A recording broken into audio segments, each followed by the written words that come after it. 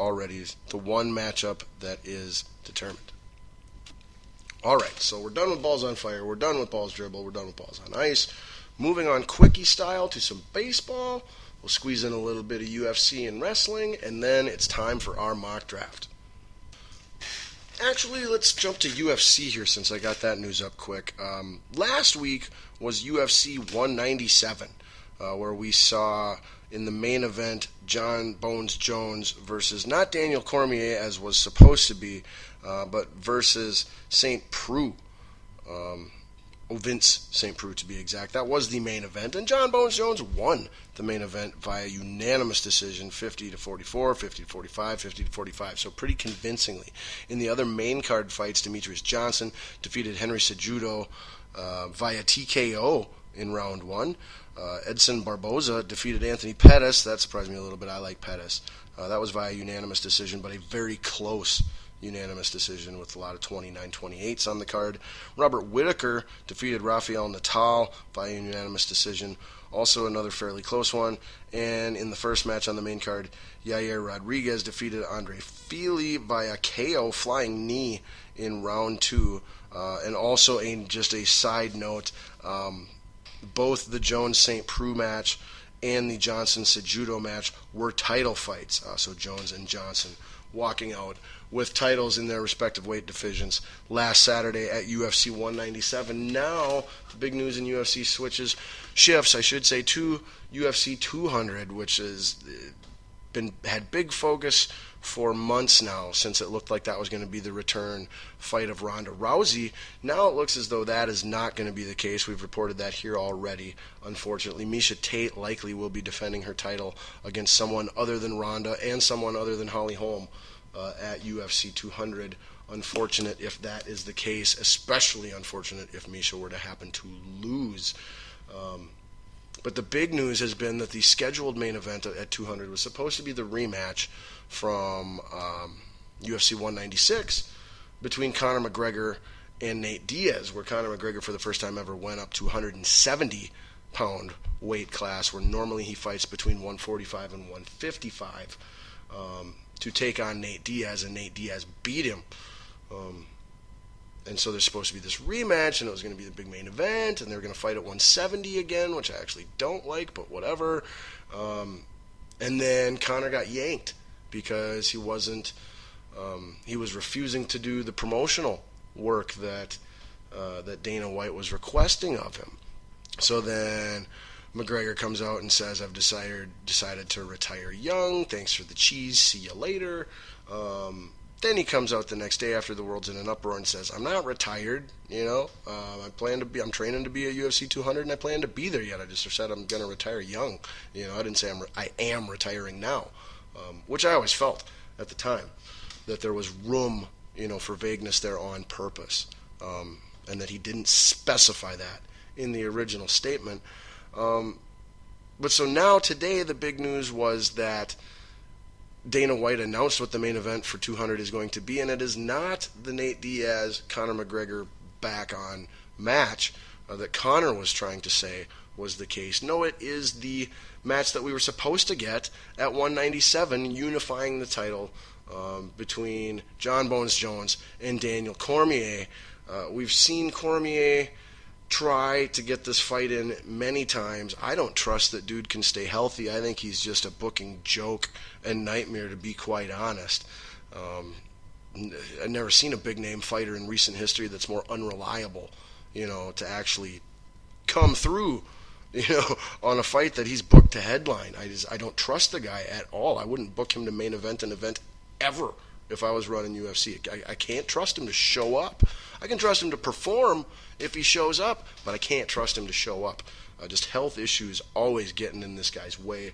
So do not be surprised if the JBJ Cormier title fight that's supposed to main event UFC 200 gets changed at some point in time and doesn't take place. I don't know that it's ever going to happen personally. But if it does, it should be main event worthy and will definitely sell.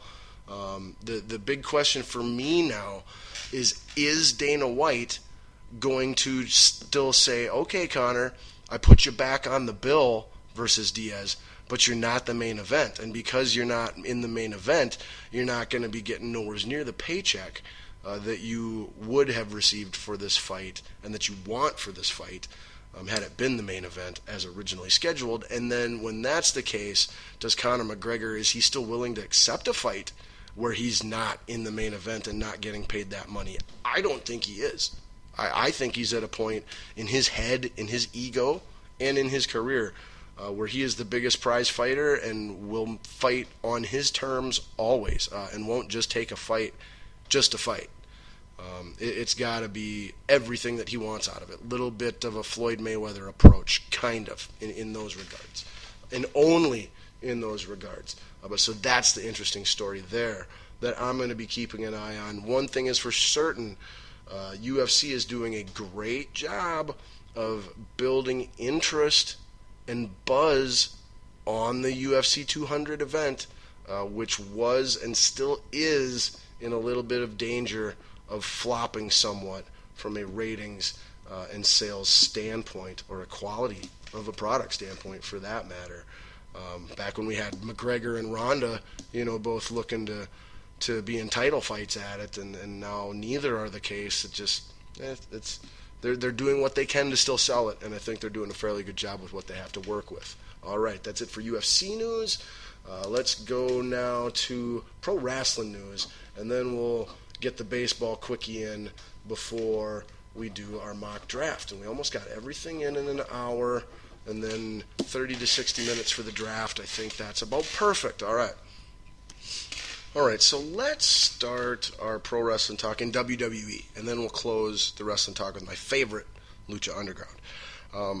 So our match card for WWE Payback coming up this Sunday, which of course I'll be watching. I watch every WWE pay-per-view so long as I'm not working or, somewhere where I literally can't. I watch everyone regardless of if I think it's going to be good or not or whatever. I'm a fan through and through. But on the pre-show, unfortunately, burying these performers and this championship, we've got Kalisto versus Ryback for the United States Championship in the pre-show. For some reason, Ryback gets a rematch, even though he never won the title and lost it. Like, we had this match at WrestleMania. Kalisto versus Ryback, Kalisto being the champ, and Kalisto won. So why would Ryback get a championship rematch? Do not understand that. Maybe I missed something where he won a number one contendership thing on SmackDown or some crap. Very likely, but I don't like it. It's a repeat, and unless you're going to have the title change hands this time, I don't get it. So maybe we do have titles change hands on the pre-show. Then we've got Charlotte versus Natalya for the Women's Championship. Charlotte, of course, will have her father, Ric Flair, basically her manager, ringside as always. But Natalya will have her uncle, Bret the Hitman Hart, in attendance at ringside. So that at least maybe could even the playing field a little bit and give Natalya a chance at a very short-lived but well-deserved reign as the Women's Champion. Now that we have a women's championship, I think giving Natalya the belt for just, a day or a month, something along those lines, would be absolutely perfect. She deserves it. The fans would appreciate it. But I don't know that WWE's going to do it, and I think they're going to continue with the Charlotte, Sasha Banks, that whole route. So look for Charlotte to retain, but you never know. Championship is on the line, and Bret is there to negate the Ric Flair factor. Woo! All right, thanks for letting me get that out of my system. Then we got a kind of interesting, kind of not interesting match. Dolph Ziggler versus Baron Corbin. Definitely look for Ziggler to job to the new NXT call-up Baron Corbin in that match. Corbin wins for sure.